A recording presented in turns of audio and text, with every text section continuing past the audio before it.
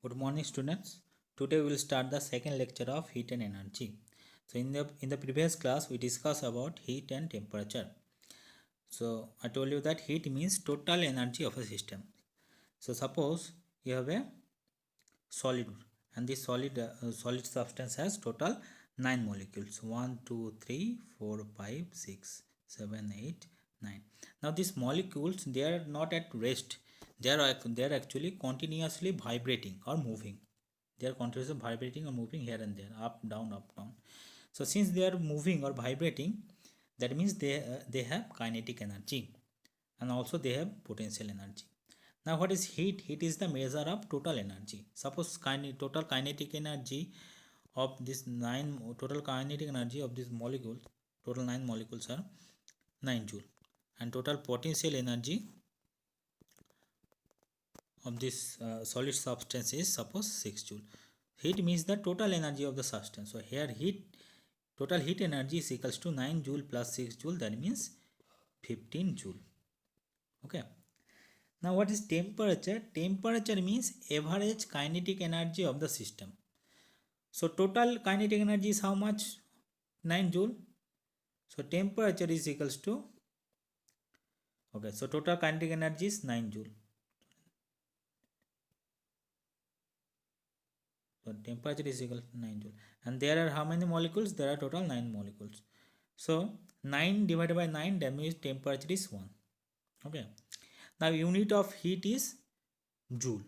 But there are various units of temperature like degree centigrade or degree Kelvin. So one thing you can see clearly, that unit of heat and unit of energy is same, and that is joule, because heat is the direct form of energy. But unit of temperature and unit of energy is not same. Okay, because temperature is not measure of direct energy. It is the direct energy. It is the measure of average kinetic energy of the system. So now moving to our main topic. So here you can read my bio. Now today's topic is thermal expansion. So what is thermal expansion? So if you give some amount of heat energy to any substance, whether it is solid, liquid or gas, then it will expand. So this expansion of a substance on heating is called thermal expansion of that system. Now there are three types of thermal expansion. First is linear expansion, second is superficial expansion, and third is cubical expansion. So what is thermal expansion?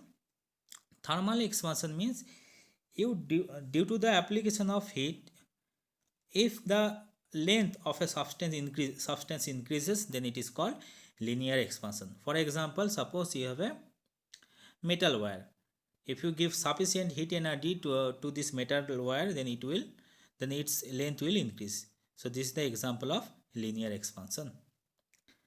So what is superficial expansion? Superficial expansion means due to application of heat, if area of a substance increases, then it is called superficial expansion. For example, suppose you have a metal plate. Okay, if you give sufficient heat energy to this metal plate, then its area will increase. So this is the example of superficial expansion. Now third is cubical expansion. Cubical expansion means due to the application of heat, if volume of a substance increases, then it is called cubical expansion. For example, suppose you have 1 liter of kerosene. If you give sufficient heat energy to this to this kerosene, then its volume will increase. So this is the example of cubical expansion. Now remember one thing, that so liquid or gases, they do not show linear expansion or superficial expansion. Why? Because since liquid and gases, they do not have definite shape or volume, so that's why definite shape, that's why they do not show linear expansion of superficial expansion. Liquids do have definite volume, but gases do not have definite volume. Now the next topic is anomalous expansion of water. So one thing we do understand from the previous slide is that whenever we give heat energy to any substance, its volume increases. But there is exception, and that is water. Why? If you give heat energy to water, then first its volume will decrease. Okay. Now at 4 degrees centigrade temperature, its volume is minimum. But after 4 degrees centigrade temperature, its volume start increasing. So here in this graph, temperature versus volume graph, you can see at 0 degrees temperature, the volume of the water was 1.001 gram per centimeter cube. It is the graph is plotted in CGS unit. Volume unit of volume in CGS is gram per centimeter cube, but its SI unit is kg per meter cube. So at 0 degree temperature, its volume was 1.0001 gram per centimeter cube. At 2 degree temperature, its volume is between 1 and 1.001. But at 4 degree temperature, its volume is minimum, and that is 1 gram per centimeter cube. Now after 4 degree centigrade temperature, you can clearly see that volume actually increases. Volume of water actually increases as at 4 degree centigrade temperature. At 10 degree temperature, its volume is nearly 1.003. Okay, so this is called linear. This is called anomalous expansion of water. Anomalous expansion of means the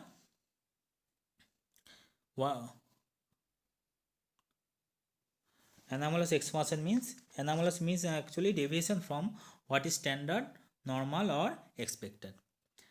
Now in the second graph, the density and the versus temperature graph is plotted.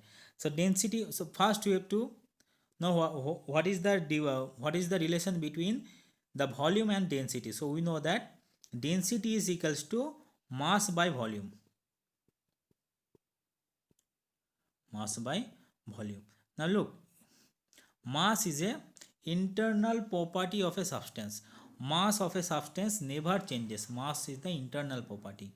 Now since volume of water is minimum at 0 degree or 4 degree centigrade temperature, that means volume so that means the density is maximum at 4 degree centigrade temperature.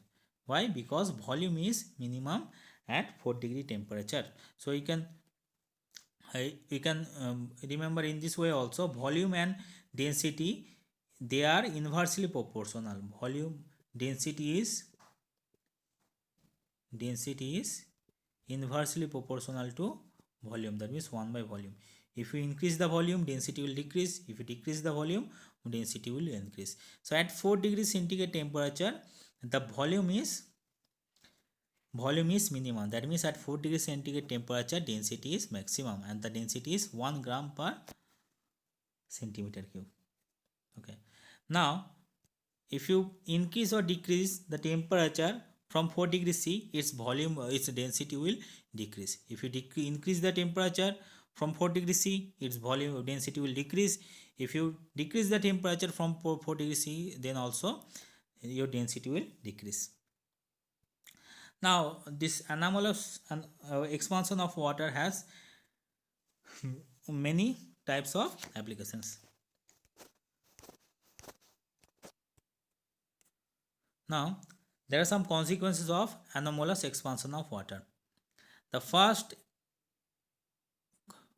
thing is that the anomalous expansion of water helps in preserving the aquatic life during very cold weather. Okay. So did you ever think how the water animals, they live in very cold weather because they can freeze in the water, but they live happily in the water. Why? Because the temperature of water never decreases below 4 degrees C. I'll show you how. Suppose assume that the temperature of the surroundings at beginning, temperature of surroundings is above 4 degrees C. Suppose say temperature is 10 degrees C. So when the temperature will start decreasing, the temperature of water will also decrease. Okay. Suppose temperature is decreasing and the temperature of water is also decreasing. When the temperature will be 4 degrees C, then temperature of water will be also 4 degrees C. But at 4 degrees C, the density is maximum. This density of water is maximum. Now, if temperature further decreases, suppose temperature is decreases from 4 degrees C to 3 degrees C.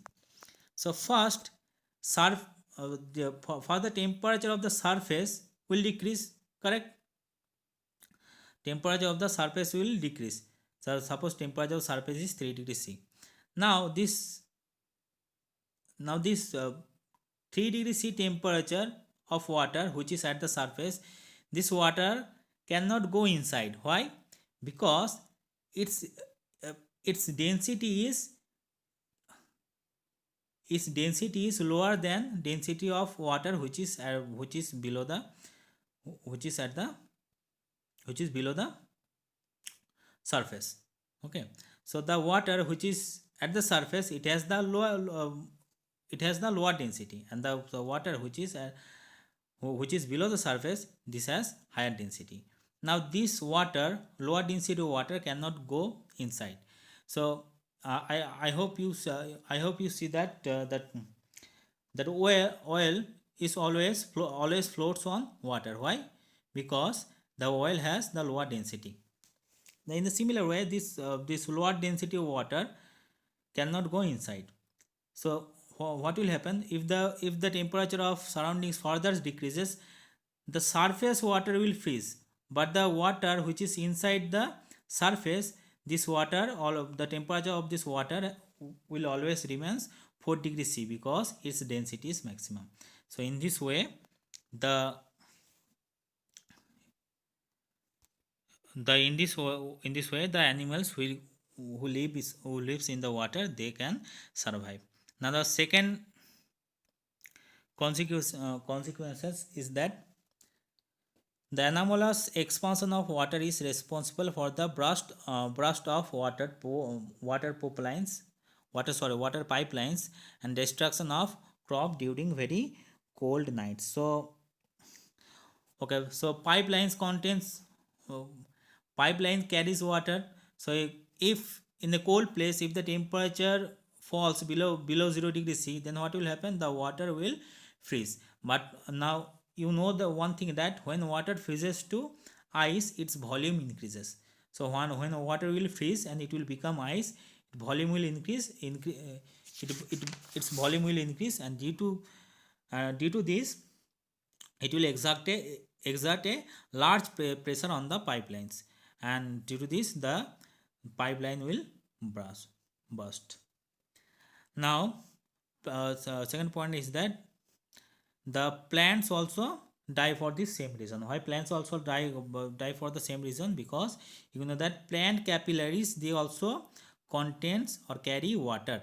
So they have plants capillaries, they have water. So when water will freeze to ice, then also its volume will increase. So when the volume will increase, it will exert pressure on the capillaries and it will burst. Okay, so that's all for today. So in the next class, we'll discuss about energy flow in an ecosystem. So thank you for today.